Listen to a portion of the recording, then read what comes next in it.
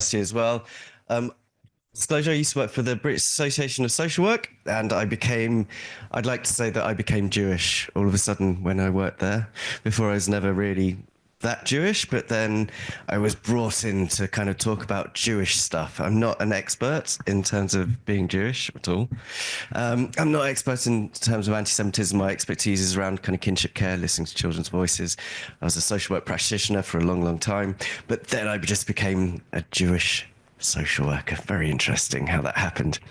So I'm delighted to introduce the panel today. So we've got Carol, we've got Tanya, we've got George, and we will talk a little bit. I'm also aware that that in terms of social work, we sometimes get pushed out of kind of academic circles a little bit, hence why we're here. And it's also interesting as well that that in terms of anti-Semitism kind of gets pushed out of academia and social work spaces quite a lot, which we'll probably talk about. So that's all fine. So I'd like to introduce Carol first of all.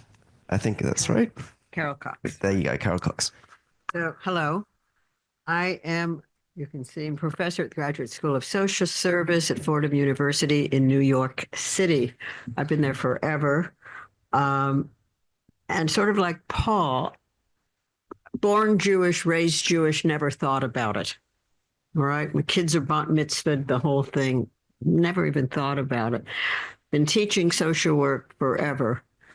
And then there was an aha experience during the pandemic when we were all isolated, and I was sitting in our beautiful apartment in Manhattan and teaching online and reading the New York Times. And I saw an article about how a Jewish family, I think it must have been on Shabbat, was walking up Broadway, which is a very Jewish area. If you've ever been to Manhattan, and people started throwing things at them. And I thought, what the is this about? And I really got, interested. I hadn't paid attention and started looking into this. And I've written so many books and so forth. We'll talk about it. But anyway, I had never done anything on anti-Semitism or whatever. And I started researching social work and anti-Semitism. This is 2020. And I realized there was no article on anti-Semitism since 1995. Social work had not touched it. And I was teaching human rights and I teach policy. I'm macro. I thought, this is insane. So I wrote a paper about, the first paper came out, I think in 2021, addressing anti-Semitism in social work. And it was in a journal and it was picked up and it was read a lot and circulated a lot. And a social worker who lives in, I don't know if you knew New York, I'm always talking to Americans. Anyway, Long Island comes up with the city, right? And there was a social worker who was a school social worker on Long Island who actually phoned me and said, this is so important. She said, I am seeing so much anti-Semitism on the island.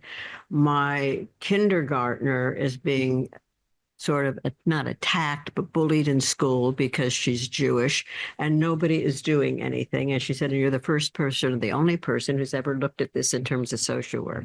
And she said, we need to do something about it. So anyway, she contacted, probably like in the UK, you have the national and then you have separates. She contacted the New York State Office of New York State chapter of social work, NASW.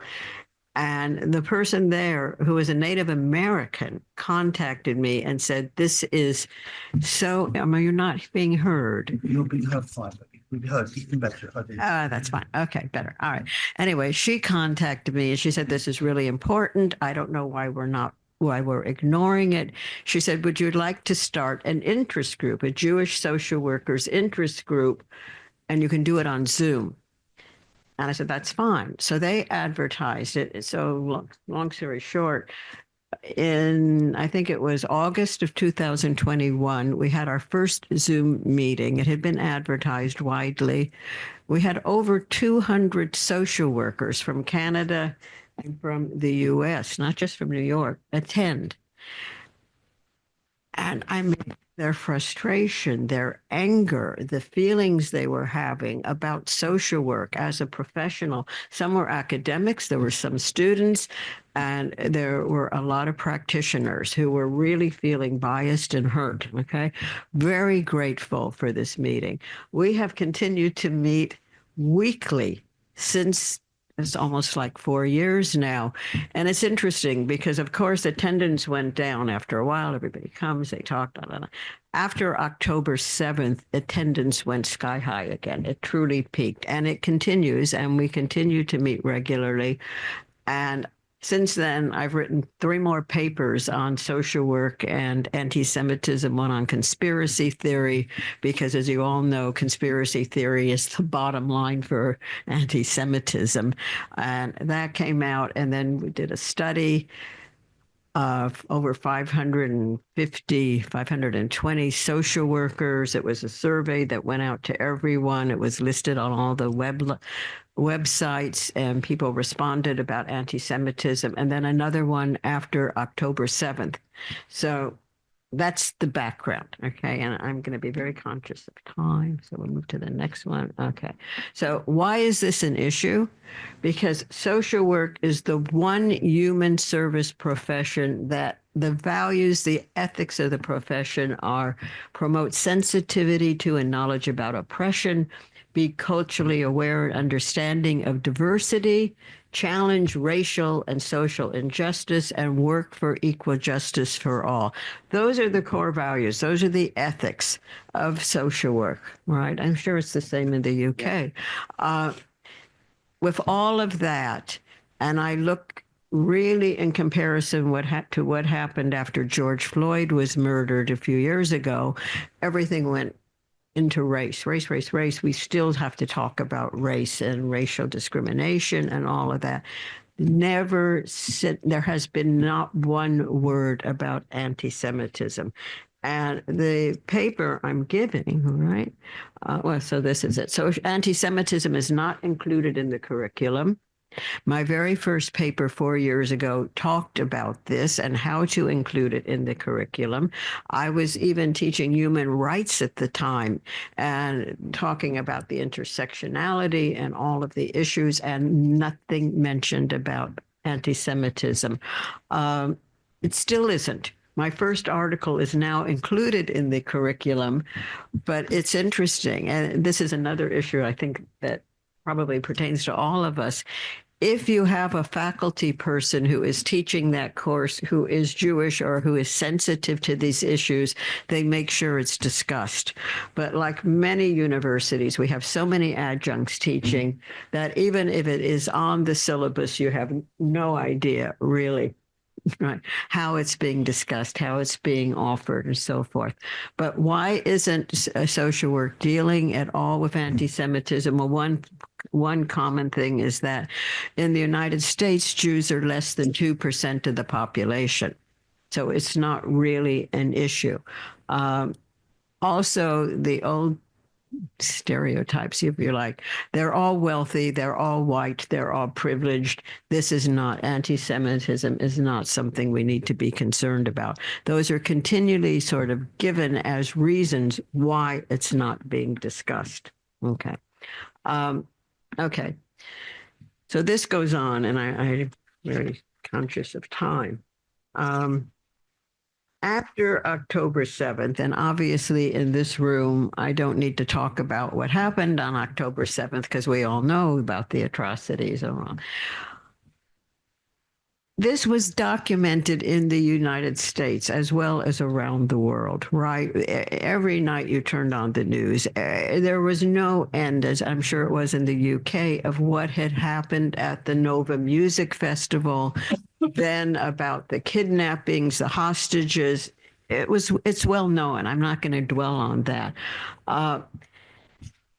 The profession of social work never responded. Where after what happened with George Floyd and other incidents, it's all over the news. This is what we have to do, and we have to change our curriculum, and we have to do all of this kinds of stuff, and sensitivity training, and the DEI, diversity, equity, and inclusion. It has to include this and this. Anti-Semitism to this day has not been touched. It took the profession at least 6 weeks to even send a note saying, acknowledging what had happened in Israel on October 7th. And in that note, it also said, and our hearts go out, of course, to the people of Gaza. Fine. But at some point, you need to acknowledge what had happened. This was a terrorist attack. To this day, and I tend to get passionate while I talk about it because I really feel this. To this very day, there has been no comment from social work, no condemnation of Hamas or the terrorist attack, no recognition of the hostages. I go off a little bit. So I wrote this book, which just came out from Springer, Social Work and Anti-Semitism, Issues and Interventions. The foreword to the book, the dedication, in honor of the victims of October 7th, 2023, may their memory forever be a blessing. And I literally say at the opening of the book, this is a book which never should have had to be written. Because if the profession was doing what it says it's doing, there would be no reason to even talk about anti-Semitism. It's an oppression. In the book, we talk about the fact that there cannot be an Olympics of an oppression. All right, there's no oppression Olympics. One oppression is the same as any other oppression. Yet the oppression of Jews still is totally neglected. Before I teach, so I'm used to going on tangents. Paul, keep me. Okay. All right. Noted. Okay. Not included. I talked about that. Values, we talked about that. Okay, I guess I talked about what I wanted to talk about. So now I can ramble for a minute. All right, and tell me when to stop rambling. All right. We all know that Israel was taken to the United Nations Security Council and to the Court on Human Rights, and has been condemned. Many of us, and I'm sure everybody sitting here, recognizes that as an anti-Semitic event, right? No other country has been condemned the way Israel has by the United Nations. And I write about in one of my things about what China has done to the Uyghur population for years. Nobody mentions, right? They take the children out of the schools and they send them to special schools so they don't learn Mandarin. They separate the families. There's been no comment. There's been no comment at all about what Russia has done in the Ukraine, or what is happening to social workers and people in the Ukraine because of the Russian, quote, invasion. Although our president doesn't see it as, but I won't get into that. But, it's only the Jews, all right? One issue that truly upset me was that the rapes and the mutilation of the women after the Nova festival, after people were taken hostages, we knew what had happened to these women. It took the United Nations over 6 months to make a statement that said it appears there was rape and sexual violence against women. Duh. We know this, right? What is that about? And again, social work never responded. They never said a thing. I'm going to try and I'm speaking. Okay. After October 7th, as we know, and as we've been hearing throughout the conference, anti-Semitism really increased, and it increased like this in the United States. I'm not going to go into the statistics, but the common denominator that was felt, and which we still deal with, and with regard to student protests and the Columbia student protest, was that all Jews are responsible for Israeli policy, and which is the same as saying everyone sitting in this room is responsible for your government's policy. I am certainly not responsible for what Mr. Trump and Mr. Elon Musk are doing, right? But they do not separate that. And so all Jews are responsible. I write about the fact, and I'm sure it has been discussed here, that anti-Semitism and anti-Zionism are now the same. There's no separation. And because of this the profession seems to have totally ignored what is happening to Jewish people. We did a study of we got a survey over 508 people, all social worker practitioners, students, blah, blah, blah, blah, blah, anonymous, who wrote back about what their experiences were. Now, obviously, it's biased because those who responded to the survey probably were already interested. We can't get rid of that. But it still was the only data set that's been had about what's happening. College students were terrified, afraid to go. I had one mother called me from Chicago where her daughter was afraid to go from the dorm to the library without a guard because she was Jewish. That's how bad it's been. One incident that stands out in my mind always was, and I could go through the quantitative, but the qualitative responses are so fascinating. There was a young man who wrote, and he had an internship. I'm sure you all have internships for social work, right? We have to go to an agency. And he was in the school, and he went into the art room in the morning and started doing his prayers. He knew it would be quiet.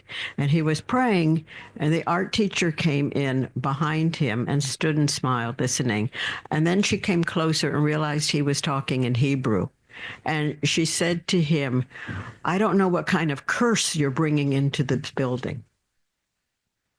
He couldn't even respond, right?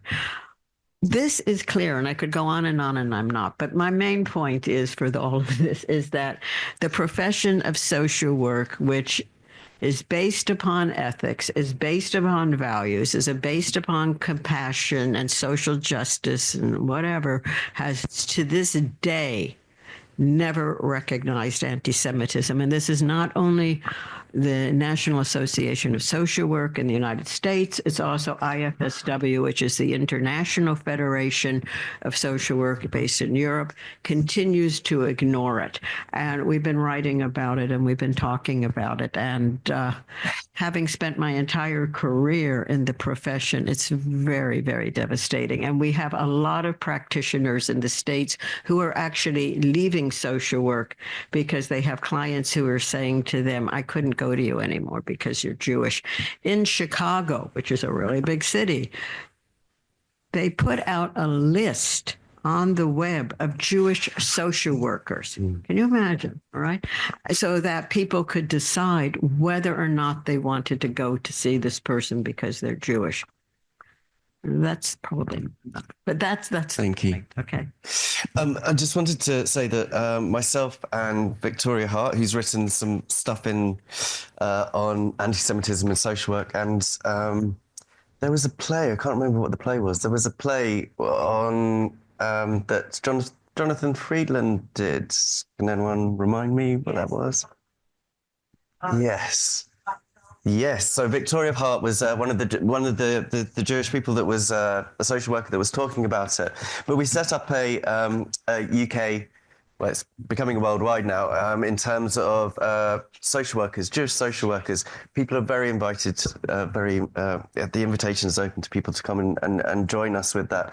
And one of the biggest things that we do is actually talk to the British Association of Social Work to try and basically combat a lot of statements. So making sure they put that Hamas is a terrorist organization, just really small, simple things, nothing big.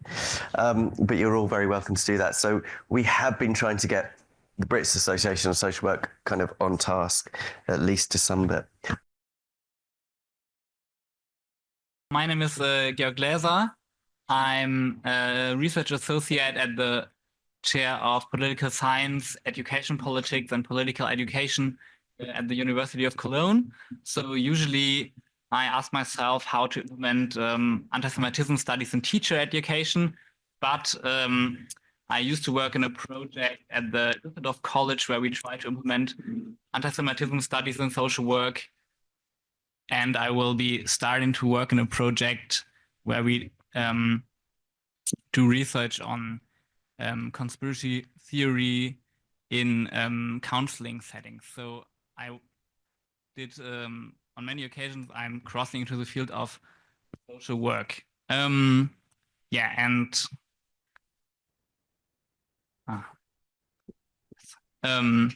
so what I want to do, just connect the dots that Carol already presented, and then I'd like to present 3 reference points for social work that is critical of anti-Semitism that are important to me, and yeah, then further discuss with. So,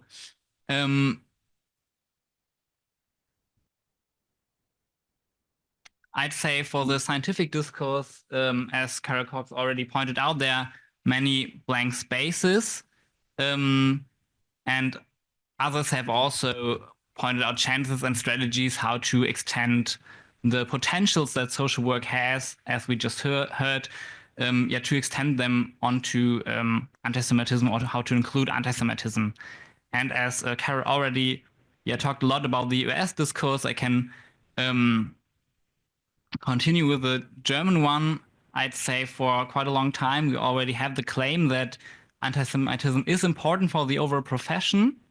And in different practical fields, we have some specialized research. For example, for social work in schools, as there's a big discussion about anti-Semitism in school, but also for youth work or counseling, be it specialized counseling for those affected by anti-Semitism or counseling in general.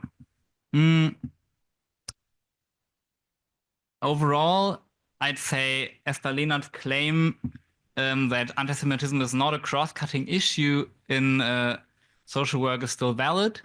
And I would also go with Carol's claim that, especially after the 7th October attacks, social work silence is deafening. I think later you will draw on some concrete incidents in German. So first of all, you could ask, why is anti-Semitism relevant for social workers, right? And first I would say, well, in all fields of social work, anti-Semitic incidents can occur, and I would say will occur, especially after the COVID pandemic and October 7th. In all fields of social work, you might be confronted with anti-Semitism, be it street work, be it in school, be it other fields of the profession.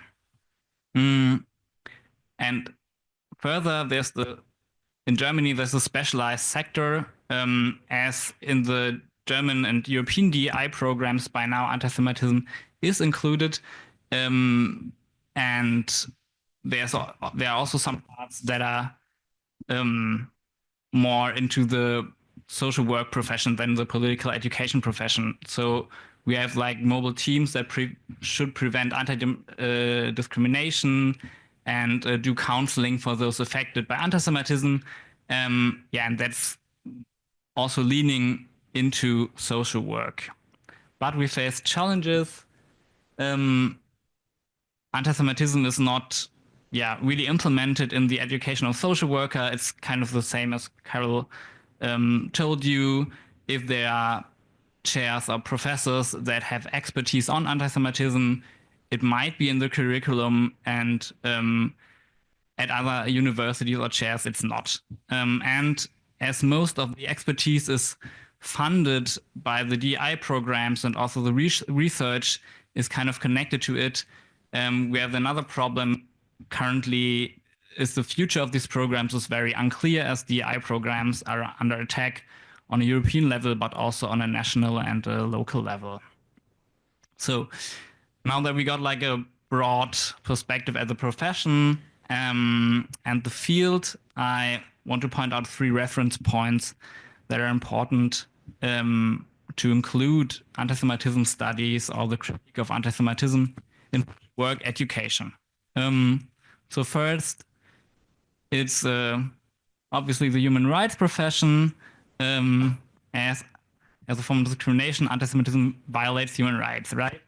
And as social work has itself, kind of a political self-image and understands itself as a human rights profession with a mandate to fight for human rights and against oppression.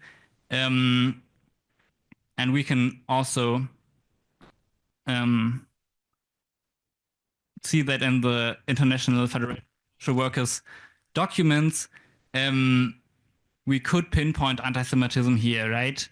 But it's not explicitly mentioned, so you could refer to anti-Semitic discrimination via race or religion, but that opens the door to undercomplex or wrong understandings of anti-Semitism, as Jewishness is just religion or anti-Semitism is an under form of race. But I would say this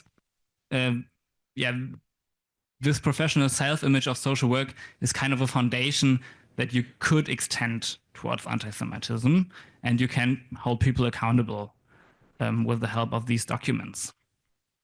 I forgot to click on the presenter. I see.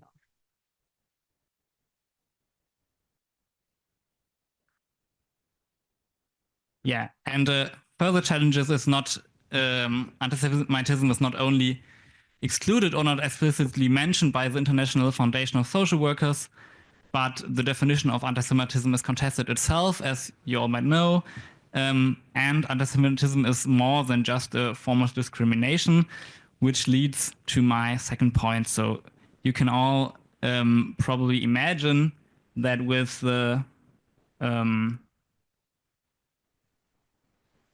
document we just saw, that facets like anti-Zionism or post-Shoah anti-Semitism, it's really hard to argue with these definitions. So that might work out for like hands-on anti-Semitic attacks or incidents, but if you want to discuss anti-Zionism and claim other forms of anti-Semitism,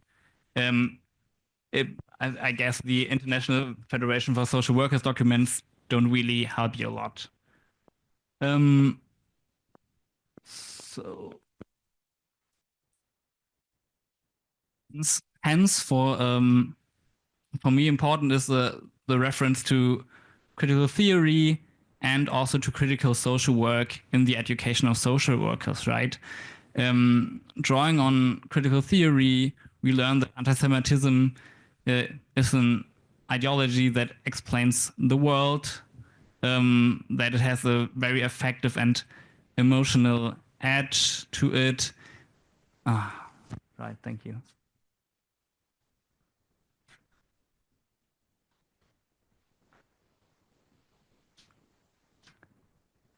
And as Amlinger Nachbay recently again pointed out for thank you for corona deniers, with political and personal deprivation and disappointment, anti-Semitism rises, and also authoritarianism and conspiracy theories. And as when we look at the documents of the International Federation, it always looks like social work is an emancipatory tool to fight against oppression and establishing human rights. But I would say that's like only one part of social work, as critical social work points out. Social work is limited by its social implications and the societal conditions in which it operates. So, for example, Hirschfeld claims that social work is just a soft part of social policy, and social work is also regulation and functions to stabilize social conditions. And in general, you can claim that the social conditions have an impact on social work, and these should be discussed and reflected in the education of social workers. If you do so, social work itself can become a reflective praxis and reflect the practical work it does with the help of critical theory. If we put that together, I would say that an examination of the genitals of anti-Semitism with the help of critical theory helps to understand not only anti-Semitism, but also the relationship of social work and anti-Semitism in society. And I would argue that that enables a better response to anti-Semitism. Further, you could argue that by empowering people in regards to, for example, the International Federation of Social Work documents, when you work on the negative outcomes of current social conditions, you might also work against anti-Semitism en passant. Obviously, that does not work like always in the same ways. Like when you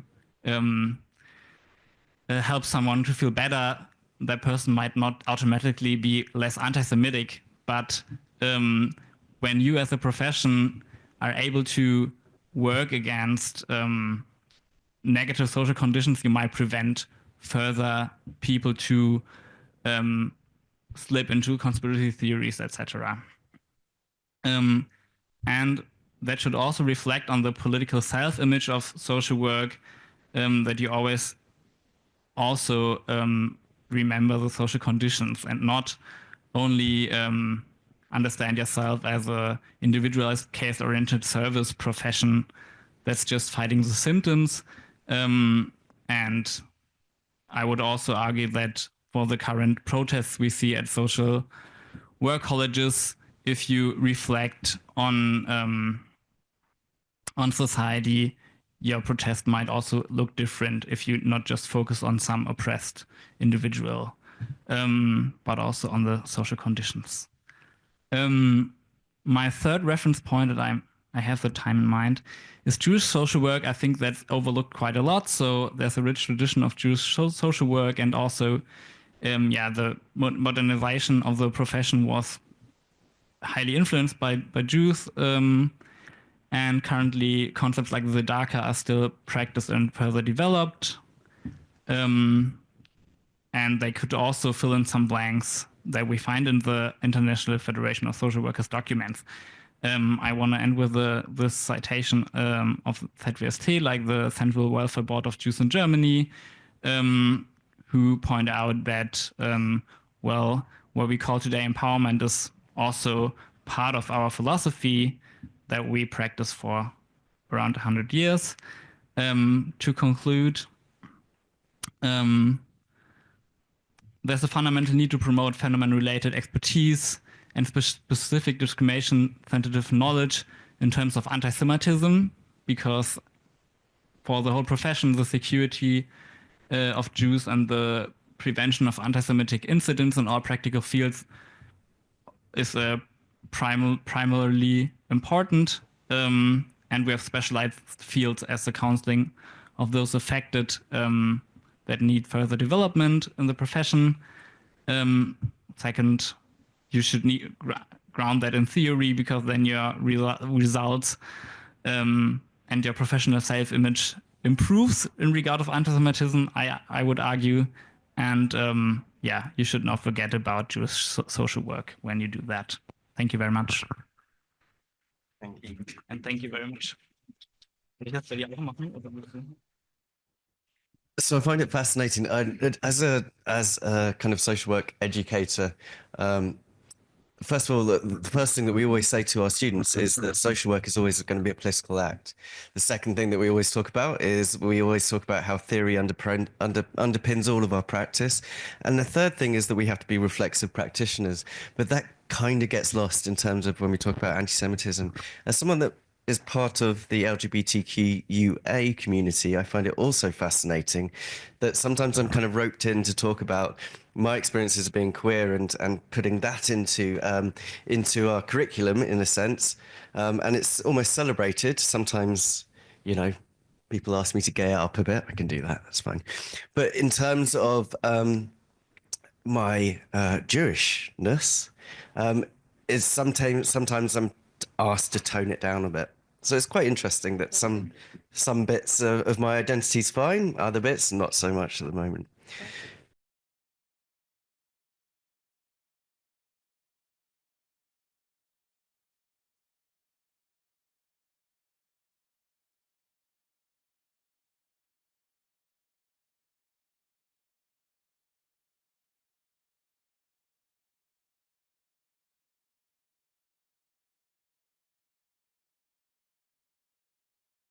Hello, nice to see you.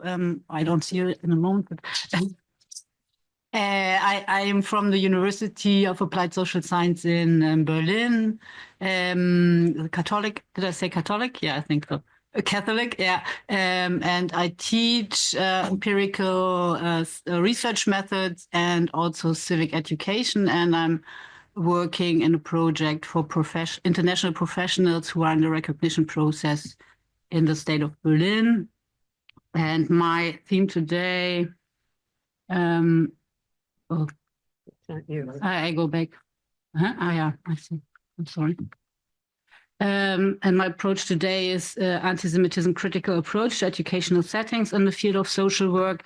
So maybe I'm summarizing what my fellow speakers had said in terms of a practical approach to social work, and I present two learning units. One is about dangerous speech on Instagram. The aim is to show how communication is constructing a conflict towards a good in group against a bad out group, and a remembrance work, Solidarity and Recognition, Jewish, Roma, and Vietnamese Perspectives on Rostock-Lichtenhagen in 1992. And let's say, because I don't have the time to go in this anti-Semitism critical approach, it's important in this approach to address how do I actually speak, who do I see, who am I talking to, what images do I use, and which stories do I tell. So this is like a framework important for students to have in mind when they reflect on, or also on teachers like me in this case, when I do these learning sessions. One of the theoretical backgrounds you could talk in the first learning unit with students is about dangerous speech, toxic language. Wettstein did research about it, and his background is aggression theory and social psychology. I take now the level of analysis out because it's important for this Instagram account to address the individual in his social world and to address social identity, intergroup conflict, relative deprivation, social dominance orientation, and negative violation of social norms as a socialization offer. This also fits within the framework of Monika Schwarz-Riedel research on the Web 2.0, where she talks about, or where she could find anti-Semitism as a collective emotional value, like a cultural continuity in terms of anti-Semitic stereotypes. And what's also important is the concept of the victim narrative, because they play a major role in radicalization. They tie in with real experiences of exclusion. They reinforce frustration, and they legitimize construction of a conflict toward a good in-group against a bad out-group. What's also important for theoretical background to talk with students about is that the social climate, the social communication climate is changing, also due to the transformation of digital public spheres. Dangerous use of language is normalized and can lead to real violence. That's also discussed in terms of the shifting disable or the overtone window. Then anti-Semitism is mostly dangerous speech due to coded communication. You could frame this in terms of latent anti-Semitism or communication latency.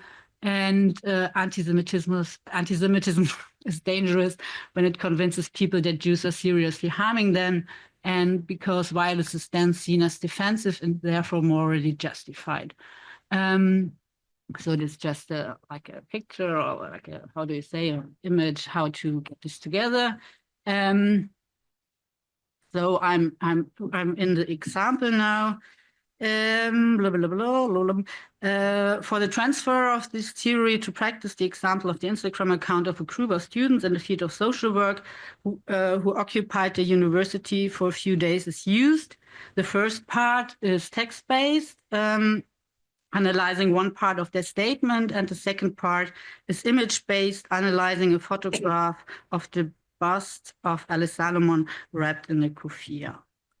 So when you take one part of this statement out, you find the common things that we can see after 710. After more than 450 days of brutal genocide against the Palestinian people, which is becoming more catastrophic by the second, our university administration continues to support the genocidal, racist, and criminalizing German reason of state, Staatsräson, raison d'etat. So for the text analysis, the main categories are genocide and Germany's reason of state. And the students should work with the two concepts relating them to Israel and anti-Semitism.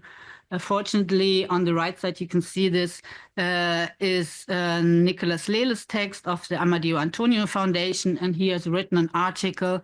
The students discuss in small groups, and after they should read it, and afterwards. No, I didn't tell the context, has written an article on the genocide accusation against Israel and anti-Semitic rhetoric linked to it, which also refers to the occupation of the university. After reading the article, the students discuss in small groups what alternative wording without toxic language and hate could be used to draw attention to the situation of the Palestinians in Gaza. They should also take into account the perspectives of Nicolas Lehle and consider his arguments when answering the following question: why does the group choose a statement that uses toxic language instead? What are the emotions associated with the statement? And third, what continuities of anti-Semitism can be identified? For raison d'etat, or for reason of state,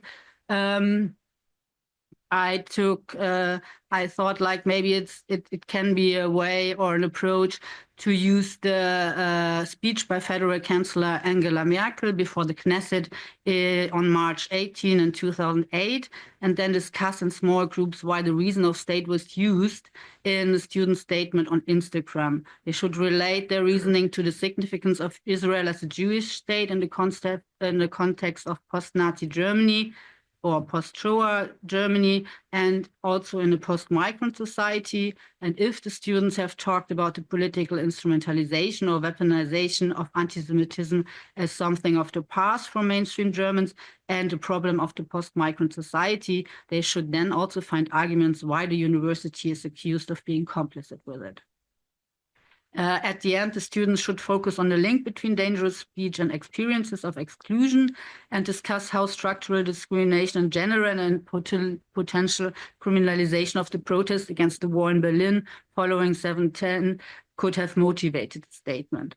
They should also find arguments why the group statement ignores the fact that Hamas started this war and has declared since its founding that Israel has no right to exist. The image-based part is about the appropriation of Alice Salomon. Alice Salomon is the namesake of the university, and the university has an Alice Salomon archive. So I would assume that the student group has knowledge of her biography. The students of my intervention will be given material from the Alice Salomon collection of the Leo Baeck Institute, learn about her influence on social work and her forced migration to the US.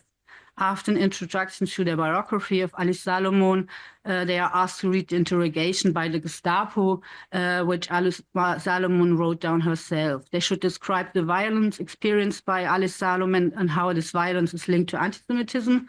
They can also, if they wish, describe their own feelings and reactions. In a second step, the students should analyze the sculpture by discussing questions in small groups. The questions are based on a model of dangerous speech, which identifies different levels and perspectives for analyzing dangerous speech. What is the message? Who are the speakers? How can the message and the intention of the speakers be interpreted, taking into account social and historical contextual information? How is identity and group membership created to the message, and who is devalued by this representation? And finally, it's important also to take the Jewish perspective, or the perspective of allies, since October 7, or let's say some months afterwards, on different universities in Germany, especially in Berlin, groups called Tacheles formed, and one is also on this university. And they were also actively part in this occupation process, because they are, I would say, or from my perspective, they took all the posters and stickers down during the protest, and they at the end, they also solidarized with the president of the university because she was accused of making making everything possible. And like it's important to read the statement from the Tacheles towards the occupation to get the Jewish perspective in terms of discriminational experiences and Jew hatred. So how much time do I have left? 5 minutes maybe? Or? Yeah. Okay. So maybe I don't go through this, maybe just to give you an impression. I think it's important also to take the memory work that is going on in Holocaust education, also like taking the new taking in contemporary historical events that deal with racism and anti-Semitism. And I think the racist program in Rostock-Lichtenhagen is a good example to talk about solidarity and recognition, and also about anti-Semitism and racism, like differences, but also things they conceptually can be took together, what the goal is that the students make a learning diary and learn something about the perspective of the victims and their allies.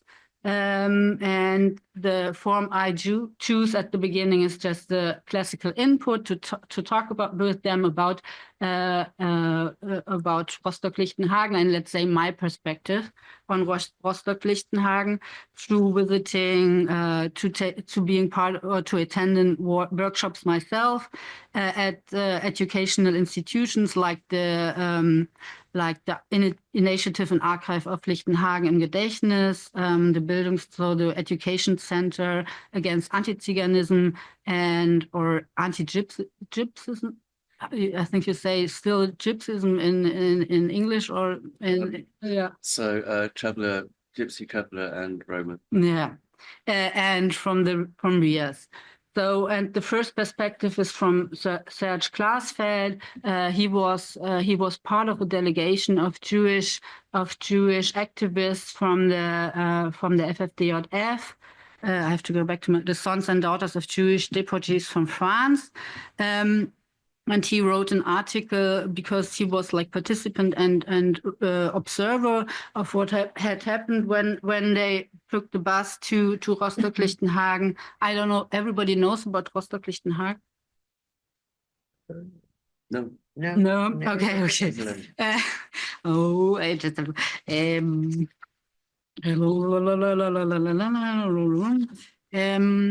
Okay. In August 1992, one of the most serious racist programs in German post-war history took place in Rostock-Lichtenhagen. So it was after the fall of the war, so 3 days later, still in this transformation process. And there were several attacks, riots, violence against the Central Reception Center for Asylum Seekers, the ZAST, and the neighboring hostel for Vietnamese contract workers. And thousands of people took part in these attacks, which lasted several days, and aliens of organized neo-Nazis and local residents. The authorities failed to intervene. Those attacked were evacuated, and a few months later, the so-called asylum compromise was agreed between CDU and SPD, which meant a massive restriction of the basic right to asylum, primarily due to the principle of safe third countries, so the Dublin Abkommen. So this is like the short version of. Yeah. And 2 months later, a delegation of French Jews or Jews with a French background traveled to Rostock to show their solidarity with the victims of the racist program. And there was also a Roma delegation. So they went there together, or not? They went there. They met there, and they wanted to put a plaque on the city hall, which was illegal, and because the city or the city hall members and the government there didn't allow them to do that, but they did it, and so. Yeah, you can research on it, but my point is to say that that or the focus is that this Jewish group showed their solidarity with the Roma, and Serge Glasfeld is talking about is in this article, and there's this connection between the Roma gassed yesterday, deported today in Auschwitz, and they say no to the German-Romanian agreement. You probably know that about 1944 in Auschwitz, that there was this resistance of the Romas in the so-called Zigeunerlager, and this resistance is not very much. There's not a good reception, or there was at least not a good reception in the German discourse about memory of the genocide against the Sinti and Roma. That there was also like a resistance, and so they should have been gassed in May, but the resistance there was a big resistance, so it has to. So they stopped it until August. And this is the martyrdom where Serge Glasfeld is referring to. Part of this Roma group was Rudko Kapczynski, and with social work students, you can take out that he on the website he was very important in the German Sinti and Roma civil rights movement. He was chairman and founder of Roma and Sinti Union, but he also was a musician in the group Duo Z. They made a record in 1981, and you could work with the text from this record with the students to get an insight about the discrimination of Roma people, of Sinti and Roma in Germany, at this time in West Germany, and how there was a repression and denial of the genocide of Sinti and Roma in Germany. Then you could take, then I would work with the students the writing or text from the Holocaust Survivors and Friends Education Center in New York, who showed their solidarity with 3 members of this of the Jewish French group, because 3 of the members were arrested after clashing with the police. There was also a lot of demonstrations, not a lot, but there were some demonstrations in Paris. But you can also talk then about the invisibility of the Vietnamese community, who was also attacked in Rostock, and could discuss why they are not visible in this case. Then you could talk about the legalized and contextualized plaque for the facade on the City Hall, the duplicate that was made by the VVN-BDA, which is a group in Germany who works towards remembering the Verfolgten des Nazi-Regimes. I have to get Association of Persecuted the Nazi Regime, the League of Anti-Fascists, and the contextualized plaque. Then you could talk.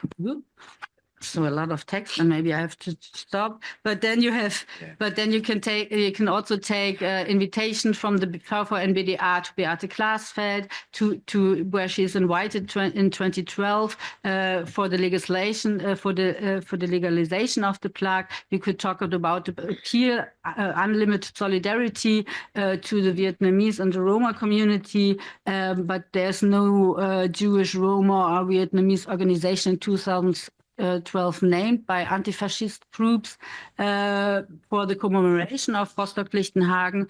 And you also have a letter from the Vietnamese activist and academic to Beate Glasfeld, where he problematized that the Vietnamese victims are invisible. Just the last one, because this is also very important in a German context to talk about this, that Ignaz Bubis, at this time the head of the Council of Jewish Representation in Germany, and Friedman visited Lichtenhagen in November, so 1 month after the Glasfelds went there.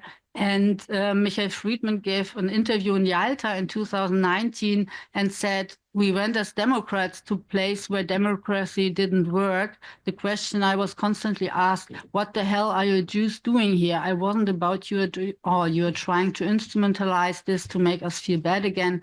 You see, the Jews want to capitalize on this.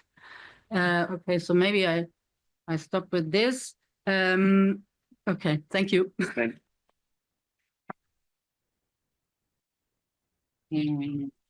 That's always the difficulty. That's always the difficulty. So these slides are going to be available, I'm guessing. Is that correct?